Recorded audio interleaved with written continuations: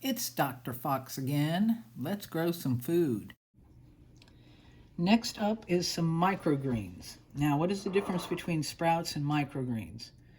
The only difference is with microgreens, you're going to trim the stem and the cotyledon off, leaving the roots in place. Whereas if you're making sprouts, you're also eating the roots.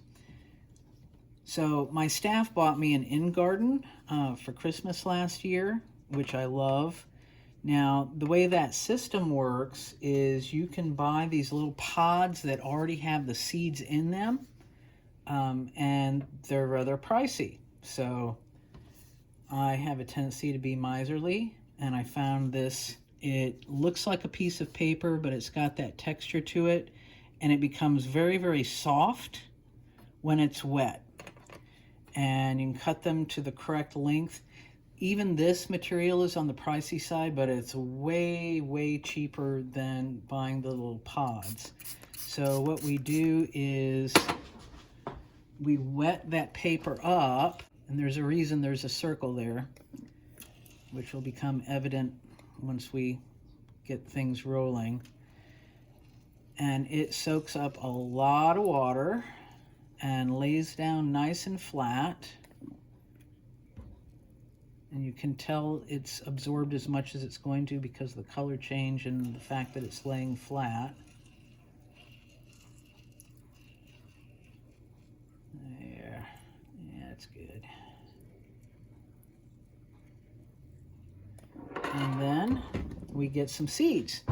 Now, they sell these little packets of microgreen seeds, which are on the pricey side, but you can, buy the bulk, again, the same kinds of things that you use for sprouts, because microgreens are just older, taller sprouts. So what I'm going to use today is this red cabbage, which has a tendency to be on the spicy side too. And this is kind of similar in terms of how tightly we want to put these together. Now remember, it's a brassica, so all the seeds look alike. And I'm just gonna put these down here. I haven't been doing this long enough to know what the exact correct amount is, but I've had some success. So I just kind of do it until it feels right. That's not nearly enough. And kind of press them down into place because these round seeds have a tendency to roll. And then you can kind of roll them to space them out more evenly.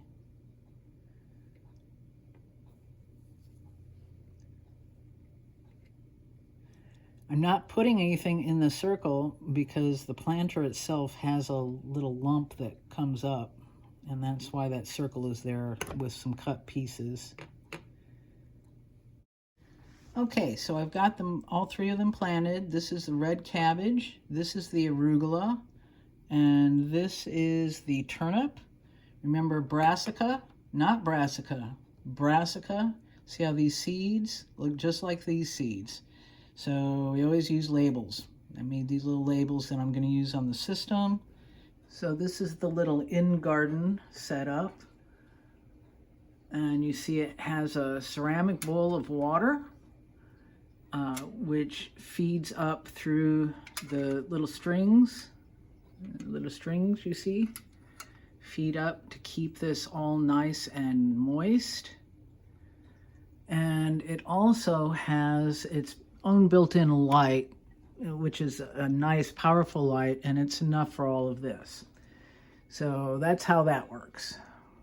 Next up is lesson 4, planting for ground.